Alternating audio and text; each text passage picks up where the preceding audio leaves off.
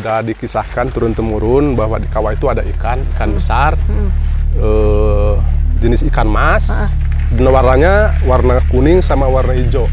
Itu ratu, satu-satunya ratu di Jawa Barat, yaitu ya, Ratu Batarihyang di merajai di Galunggung. Bahan kelihatan kayak meja gitu dalam air. Ternyata dia ikan. Saking besarnya kayak meja gitu. Kalau pengen lihat aja di sini. Kalau di situ kamu gak kuat lihat. Dulu Sang Resi itu maksudnya bukan di sini, tapi ada satu tempat.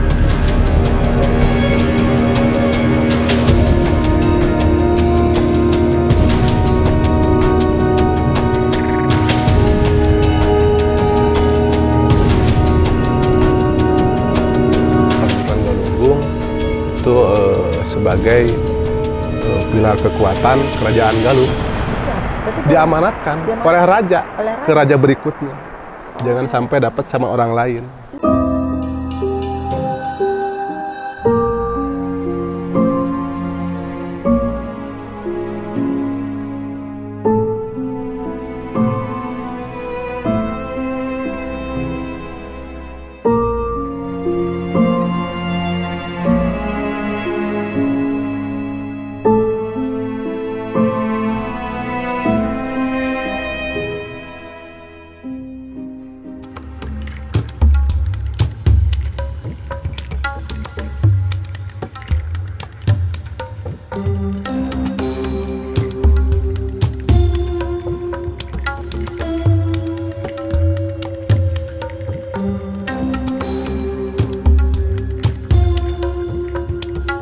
Sampurasun, Assalamualaikum warahmatullahi wabarakatuh. Jumpa lagi dengan kami Jejak Leluhur Nusantara. Saya sekarang sedang berada di kaki Gunung Galunggung, tepatnya di Tasik, Jawa Barat. Konon katanya di tempat ini terdapat sejarah-sejarah Jawa Barat. Nah, sebelum saya menuju ke atas, kita akan menaiki tangga 620 anak tangga untuk mencapai kawah di atas. Oke pemirsa Jejak Leluhur Nusantara, ikuti terus langkah kami dan kita akan kuas secara tuntas di acara Jejak Leluhur Nusantara.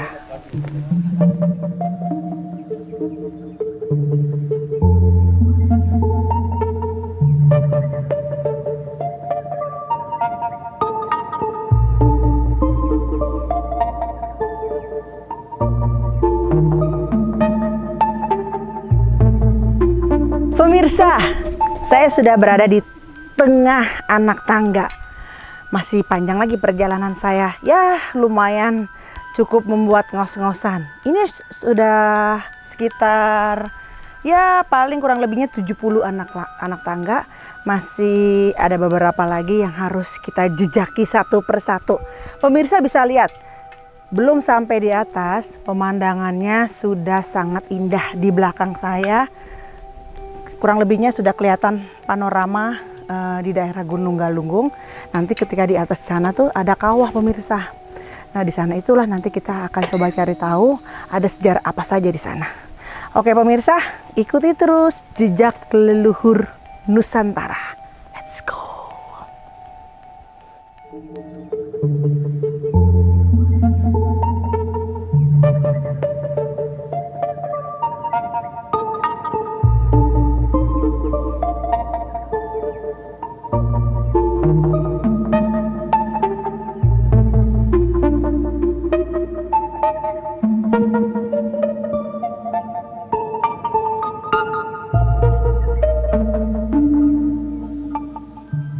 Yes, alhamdulillah saya sampai pemirsa di monumen letusan Gunung Galunggung. Ini tepatnya di belakang saya ini monumen. Jadi pada tahun 82 itu terjadi letusan Gunung Galunggung dan memang kalau kita lihat di belakang saya ini terdapat kawah hijau ya, sangat luas sekali dan itu memang sejarahnya pada tahun 82 ini terjadi letusan Gunung Galunggung.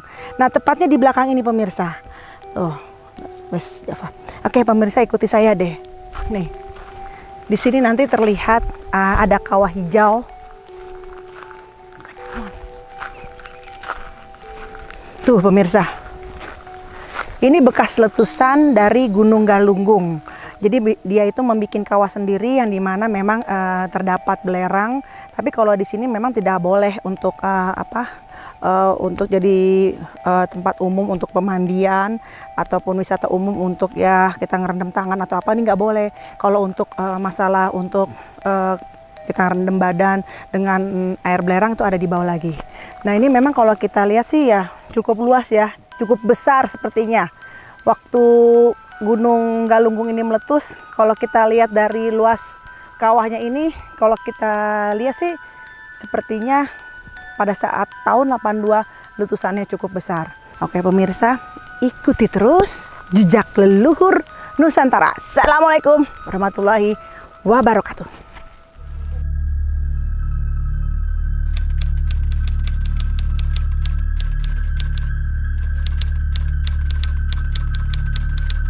Pemirsa jejak leluhur Nusantara, alhamdulillah saya sudah bertemu dengan salah satu penggiat tradisional Karuhun Gunung Galunggung. Beliau sedikitnya akan menceritakan bagaimana sejarah Gunung Galunggung dan terdapat misteri apa saja. Baiklah pemirsa, untuk selanjutnya saya akan panggilkan Kang Jaja Sampurasun. Assalamualaikum Kang Jaja. Rambes, waalaikumsalam warahmatullahi Kumaha damang? Alhamdulillah saya. Iya Kang, kita dari Jejak Leluhur Nusantara ingin berbagi kisah apakah di Gunung Galunggung ini terdapat jejak leluhur. Tentunya Kang Jaja sebagai penggiat tradisional Karuhun Gunung Galunggung kurang lebihnya mengetahui jejak leluhur apa saja yang terdapat di sini dan misteri apa saja, cerita legenda atau cerita rakyat yang terjadi di Gunung Galunggung ini. Oke. Jadi kalau berbicara masalah jejak leluhur Nusantara di Galunggung itu ya memang ada gitu kan. Memang ada. Kalau dari segi kerajaannya ya bermula dari kerajaan Sunda, bahkan sampai ke atasnya kerajaan Sunda, lalu kerajaan Kendan di Garut, lalu berpindah ke kerajaan Galuh. Nah di situ baru ada kerajaan Galunggung ya. Kerajaan Galunggung yang dirajai atau diratui itu ratu. Ratu kan? Iya, oleh seorang ratu. Itu ratu satu-satunya ratu di Jawa Barat, yaitu ya Ratu Batarihyang merajai di Galunggung. Itu Ratu Batarihyang. Batarihyang namanya. Dia malah ratu ya Kang ya? Iya ratu. Itu di zaman itu beliau itu salah seorang ratu yang bertahta di Galunggung. Bahkan satu-satunya ratu di Jawa Barat. Satu-satunya ratu yang menjadi pemimpin di Jawa Barat ya? Di zaman itu. Di zaman itu ya. Satu-satunya raja di Jawa Barat, ratu di Jawa Barat, yakni Ratu Batarihyang yang bertahta di Kerajaan Galunggung yang sekarang di Gerhanyuang ada situsnya. Iya. Kalau masalah cerita rakyatnya, mungkin saya mendengar dari orang tua dulu ya,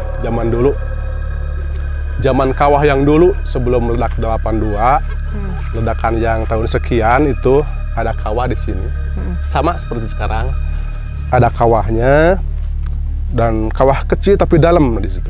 Belum selebar ini ya Kang? Belum selebar ini, belum. Oh, dulu kan ada 3 kawah, antaranya ada kawah Cekok namanya, kawah Cekok, iya, kawah Saat, dan satunya kawah Karson. Nah kalau ini yang udah sebesar ini namanya jadi kawah apa? Nah ini kawah, ya sekarang global aja, kawah Galunggung aja gitu. Kawah Galunggung 2 ada namanya karena berpisah-pisah. Konon dahulu kala di kawah itu terdapat 2 ekor ikan. 2 ekor ikan. Iya. Ikan. Itu dari zaman dahulunya sudah terdengar suara itu ya Kang? Terdengar dari zaman nenek moyang saya. Sudah dikisahkan turun-temurun bahwa di kawah itu ada ikan besar, jenis ikan mas, dan warna kuning sama warna hijau. Itu besar Kang? Besar. Kurang lebihnya? Kira-kira sebesar orang lah. Tapi nggak setiap orang bisa lihat tuh. Oh, jadi memang tertentu aja. Iya, namanya misteri, namanya bercampur dengan hal-hal yang gaib. Jadi dia sering muncul dilihat sama orang-orang tertentu. Kadang-kadang kalau kita pengen nggak ada. Bahkan saya juga pernah nih ya, temen lihat tetangga, saya lihat ikan besar 2 gitu. kamu pengen lihat nggak? Duh, saya pengen tapi takut kan. Iya. Gitu. Takut tapi penasaran ya Kang ya? Penasaran. Iya. Ya akhirnya saya tuh singkat ceritanya, ya saya coba ke tempat itu, tempat yang ditunjukkan orang itu ya. Ya datang ke situ saya. Sambil saya juga gemeter takut. Iya. Ya, saya itu di mana Kang? Di pojokan sebelah sini nih. Oh, sebelah sini ya. Ada pojokan. Dulu ada airnya, sekarang udah ketimbun pasir. Timbun pasir ya. Iya. Saya coba ke situ dengan ya tata cara saya sendiri. Yang namanya kalau bahasa Sunda itu amit-amit. Maaf, Permisi bukan ya, saya Kang? permisi gitu. Bukan saya sombong. Tapi saya penasaran pengen lihat. Karena tetangga saya lihat gitu. Gitu. Ya singkat ceritanya saya nunggu sekitar beberapa waktu di situ. Ya ternyata saya gak lihat, dia gak mau datang gitu, gak mau datang. Ditungguin malah gak datang. Mungkin ya takut saya yang takut gitu. Iya, takut akan belum siap gitu. Tapi saya alhamdulillah saya diperlihatkan malah di dalam mimpi malam. Mimpi di suatu tempat, malah tempatnya di sini lah, di tempat saya jualan di sini gitu. Diperlihatkan di bawah. Ada suaranya. Kalau pengen lihat aja di sini. Kalau di situ kamu gak kuat lihat. Oh gitu malah. Oh bener. Oh saya percaya karena banyak orang yang lihat gitu. Bahan kelihatan kayak meja gitu dalam air. Ternyata dia ikan. Saking besarnya kayak meja gitu. Ya Allah, gede banget. Kayak bayangan meja gitu kan, kayak karena di dalam air. Ada dua ya Kang ya? Ada dua. Warna emas sama warna hijau. Iya, bahkan kalau dulu tuh dipercaya dia pindah-pindah. Pindah ke situ gede sana di Bantar. Kadang-kadang ada di sini. Tapi emang di sana juga ada ikan misteri seperti sini. Itu tahun berapa Kang Akang lihat itu? Lupa lagi, saya mungkin ada sekitar 10 tahun yang lalu. Oh, 10 tahun yang lalu. Berarti dari cerita rakyat pada zaman dahulu, pada zaman orang tua kita zaman dahulu, itu memang dipertemukan lagi oleh ikannya itu sekitar 10 tahun yang lalu ya Kang ya? Iya, betul. Nah, tadi saya penasaran Kang sama Ratu dari pemimpin dari Gunung Galunggung, perempuan Akang bilang. Beliau meninggal atau moksa Kang? Dengar kabar dari sejarah? Kalau dari sejarah tuh beliau tuh meninggal. Oh meninggal ya, berarti ya bukan moksa ya Kang ya? Bukan. Nah, itu ada beberapa penghulu kerajaan yang moksa ada. Moksa. Kalau yang Sempak Baja itu moksa dia. Moksa nggak ada kuburannya dia. Moksa. Apa beliau punya keturunan Kang? Punya. Oh, punya. Ibu Ratu itu punya keturunannya Kang ya? Punya keturunan. Punya ya. Raja juga dia. Oh, raja juga. Jadi memang turun menurun ya, Kang ya. Raja juga. Justru nantinya pulangnya ke Raja Sunda lagi. Ya. Jadi satu trah lah ya Kang ya. Iya. Sampai akhirnya nanti ke Ciamis gitu kan ya. Semua satu trah dari Tarumanegara, Salakan Negara, Purnawarman semua. Satu trah mencapai ke Prabu Ciongenara juga satu trah semuanya ke yang Prabu ya Kang ya. Jadi itu mungkin ribuan tahun dari pertama, ratusan tahun lah. Sampai ke Galuh tuh ratusan tahun. Bahkan mungkin ribuan tahun. Nah, untuk Gunung Galunggung sendiri ini sudah pernah meletus berapa kali kan? Ini meletusnya kalau di sejarah tuh 4 kali. Oh 4 kali, yang terbesar? Pertama itu 1822. 1822. Oh malah yang terbesar tuh 1822 ya Kang ya? Iya, katanya waktu itu banyak korban juga. Karena mungkin penduduknya lagi masih sedikit, kayaknya hampir habis. Oh ya Allah. Nah, Tasik itu masih sedikit. Katanya itu 10.000 korbannya. 10.000? Masya Allah. Berarti sampai perumahan di bawah yang kampung di bawah itu ya Kang ya? Kebayanglah sama kita tuh kampungnya kayak gimana kalau dulu ya. Rumahnya masih panggung-panggung kan gitu, masih primitif. Nah, kalau dalam waktu dekat terhitung dari 2021 ini tahun berapa Kang yang terjadi longsor atau pergerakan struktur alamnya itu? Iya, kalau meledak terakhir tahun 82. Kalau ada meningkat suhu, kalau nggak salah ini 2003 ya. 2013 saya lupa lagi, itu ada peningkatan suhu tapi belum erupsi sih. Belum ada gejala keluar apa-apa. Ya. Kalau longsor 2017, yang ini sehingga nimbun kawah, sebagian nimbun kawah. Nah, Akang kan kurang lebihnya sehari-hari sering di sini ya. Tentunya ketika ada sebuah gerakan alam di Gunung Galunggung ini, apakah ada tanda-tanda terlebih dahulu atau spontan? Kalau masa alam itu mungkin ada yang spontan, ada juga ada tanda-tandanya. Kalau seperti longsor itu spontan tuh. Oh spontan? Longsor itu spontan. Kalau ledakan gunung berapi ada tanda-tandanya. Lagi sekarang kan banyak peralatan vulkanologi yang disimpan di sini. Dan juga saya juga sedikit belajar tentang masalah gunung. ke ahlinya ke orang vulkano lah gitu. Berarti Gunung Galunggung ini jatuhnya sedang tidur, bukan tidak aktif. Sebenarnya aktif ya, Gunung Galunggung aktif, tapi memang keadaannya sedang tidur ya. Kalau statusnya sih Sleeping namanya mountain. iya, aktif normal namanya. Aktif normal. Cuma dia lagi bobok kayaknya, bobok manis. Iya, seperti itu. Mungkin suatu saat dia bangun. Iya. Siklusnya tuh sampai 300 tahun. 300 kalau tahun, jangka yang saya tahu tuh. Kalau dalam jangka 300 tahun dia tidak erupsi, katakan mati. Nah, sekarang kita cerita tentang misterinya, Kang. Seberapa jauh Akang di sini, Kang? Akang kurang lebihnya kan tentu pernah sampai malam, Kang, di sini, Kang? Ya sering nginep kan? juga ya sering. Iya. Pernah nggak bertemu dengan hal-hal yang di luar nalar manusia, tapi memang itu yang Akang hadapi itu? Pernah, Kang? Apa melihat sosok apa seperti apa itu, gitu? Ya bisa dikatakan sering lah. Nanya mungkin juga di tempatnya. Karena kalau orang-orang tentu juga justru sengaja gitu. Justru sengaja ritual. Ada ya, Kang? Ada, pengen melihat hal-hal yang unik gitu, hal-hal yang gaib. Dapat, Kang? Iya, dapat dengan ritual tertentu sehingga melihat kejadian tertentu gitu. Biasanya apa, Kang, yang penampakan itu? Kalau saya sehari-hari paling lihat semacam cahaya gitu kan, ya lewat. Gitu kan makhluk sebetulnya. Iya. Makhluk pindah dari satu tempat ke tempat lain. Dia kan kalau makhluk gaib nggak punya wujud. Jadi bentuknya seperti cahaya. Dia kalau mau pindah kayak baterai gitu, ke center gitu. Ya. Tapi dia gerak cepat. Ada yang lamban, ada yang cepat, gitu. Sering itu. Oh gitu. Kadang-kadang benda-benda pusaka seperti itu. Ada yang niat mencari ke sini? Wah, ya banyak. Banyak, Kang? Banyak. Di bawah atau di atas ini tuh di mana? Ya di tempat-tempat tertentu lah. Oh, tapi di kawasan Gunung Galunggung sini. Gunung Galunggung ya, Kang ya. Iya, namanya tempatnya. Masih ada ya, Kang ya, untuk mencari benda-benda pusaka seperti itu ya. Iya, banyak. Yang pernah Akang dengar cerita yang udah pengunjung dapeti apa, Kang, contohnya? Ini bukan pengunjung sih, tapi emang tim-tim tertentu lah. Doanya di TV-TV yang lain juga datang gitu kan. Seperti acara-acara yang lain, seperti memunculkan benda-benda seperti keris. Oh, ada. Ada. Kujang? Kalau kujang sih, saya jarang. Jarang ya kalau kujang ya tentunya. Kalau kujang itu mungkin udah tertentu udah jagain ya, Kang ya. Iya, itu. Kebanyakan keris-keris. Keris-keris ya, Kang ya. Oke. Nah, tadi saya di bawah itu ada bacaan tuh, Kang, di bawah itu di dekat tempat orang jualan. Katanya ada Maung Galunggung. Emang benar, Kang? Maung Galunggung? Ya benar. Oh, benar, Kang. Benar. Oh, gitu. Kalau namanya Maung itu selama Jawa Barat ada ya? Ada. Itu ada maung yang namanya yang alami gitu. Ada yang maung yang nggak alami ada. Oh gitu ya, Kang ya? Yang gaib tapi bisa terlihat seperti itu. Akang pernah ditemuin? Ya. Pernah dilihatin? Kalau wujudnya saya alami belum lah. Takut saya. Takut ya? Kalau suaranya sering saya lihat. Ngegerman? Oh ya, bukan lihat, denger gitu. Ngedenger ya, Kang? Iya, suaranya. Jejaknya gitu. Jejaknya ada juga? Ada. Besar, Kang?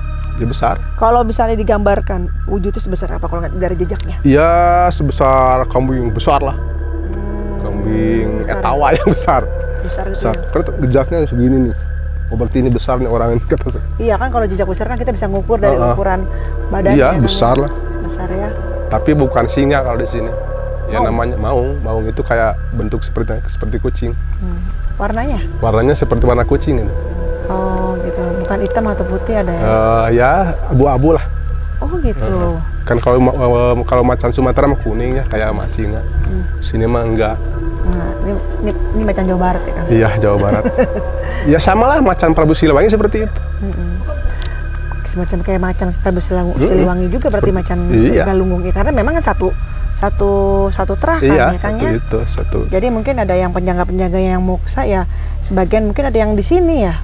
Iya, tentunya ya. Tapi sih kebanyakan di daerahnya, macam di Pamengpeuk itu udah ada keturunannya. Sering datang ke sini.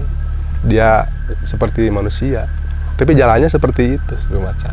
Oh, kalau kayak kisah ada kayak penunggu di sini sosok aki itu ya, atau semacam kayak syekh atau wali Allah, terus ya gambaran seperti itu tua gitu, Kang. Karena saya barusan ngeliat. Iya, itu kalau kita lihat secara batin. Itu ya banyak yang seperti penghulu agama, ada yang seperti seperti itu sebelumnya kan generasi resi ya, istilahnya resi ya. Kalau resi itu mungkin pakai ikat, pakai baju-baju Sunda lah, pakaian Sunda. Apa beliau ada di sini di kawasan Gunung Galunggung, Kang? Iya, iya. Ada di sini, cuman kalau apa namanya? Dari tadi mata saya soalnya ada bayangan dia, gitu kan. Kalau ikan sih, Enggak, jangan-jangan beliau wujud ikan nih, Kang. itu bisa saja. Tapi kalau menurut sepuh saya sih, kalau ikannya itu emang ikan biasa normal, cuman dia tuh umurnya lama jadi besar.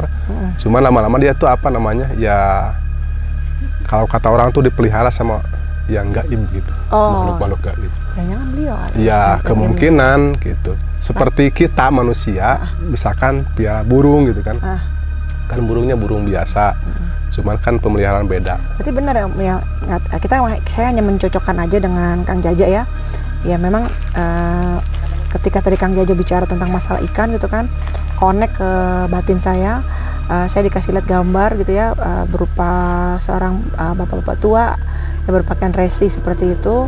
Ya mungkin itu adalah milik beliau. Ya saya menyambungkan seperti itu karena kok langsung connect, langsung nyambung, kok kayak diliatin langsung wujudnya itu. Ini dari tadi Kang, makanya saya tanya apakah ada cerita seorang sosok laki-laki di sini. Iya tuh banyak.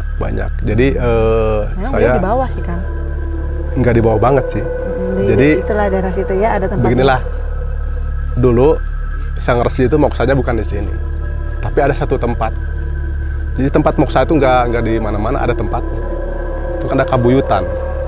Kabuyutan itu tempat ya untuk beliau moksa kan. Tapi ada berarti? Ada, cuman wilayahnya itu wilayah beliau. Itu yang moksa itu ada beberapa, nggak satu. Jadi kalau digambarkan bentuknya, wujudnya mungkin saya bisa tahu siapa beliau gitu. Jadi wujudnya seperti ini. Memang pakai bajunya pasti putih-putih ya Kang ya. Tingginya tidak terlalu tinggi perawakannya, cuman memang ya kurus. Ya mukanya tuh ya bening bercahaya gitu, wajah-wajah Sunda, kulitnya carulang. Tidak terlalu gemuk, terlalu kurus, kayak petapa, pembawaannya seperti itu. Cuman ya kalau dilihat dari umur memang tua tapi kasep. Nggak ada kumisnya, nggak ada gitu ya. Ya biasa aja begitu, tapi nggak ada jenggotnya, nggak ada kumisnya. Tapi wajahnya memang orang Sunda, bukan dari orang Timur atau gimana, emang orang Sunda. Nah, saya dikasih lihat dia di sekitar situ sih memang. Makanya saya tanya sama Akang, kok kan saya memang kalau lagi bicara gini langsung kadang-kadang ya alhamdulillah suka connect kayak gitu ya Kang ya, mungkin udah kuasanya Allah gitu. Jadi yang saya tanya biasanya kalau saya terus tekenannya itu saat itu lagi komunikasi aja sayanya gitu. Nah makanya saya mau meluruskan, takutnya saya juga salah sebagai manusia. Kalau saya rasa tuh memang asuhannya beliau gitu, dan beliau tuh ada di bawah. Kalau Akang bilang memang ada yang moksa ya berarti benar. Iya, yang moksa itu ada beberapa, cuman saya nggak bisa menjelaskan, cuman saya mengiyakan iya itu betul, yang moksa itu ada beberapa. Beliau ada namanya siapa-siapa. Petapa loh, Kang. Ya? Petapa kayaknya. Iya. Kalau Raja Resi itu Raja Petapa. Kayaknya Gunung Galunggung itu tersebut nih termasuk gunung suci ya? Bener nggak sih? Iya, di waktunya iya. Di waktu pada zaman itu gunung suci ya Kang? Dulu itu dijaga betul. Yang namanya Galunggung itu justru diamalkan sama Raja. Kadek Galunggung bisa benangku batur.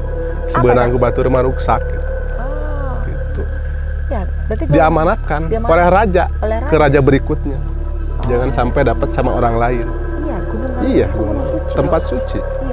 Namanya Kabuyutan, tempat suci, disucikan oleh orang tua waktu itu. Iya, yang saya rasain itu seperti itu barusan ini saya kayak dikasih tahu gitu bahwa Galunggung itu adalah gunung suci, gunung tempat semacam tempat bukan ritual ya, tempat keagamaan ya. Iya, tempat keagamaan. Namanya Kabuyutan itu tempat keagamaan. Tempat Kabuyutan Galunggung dulu.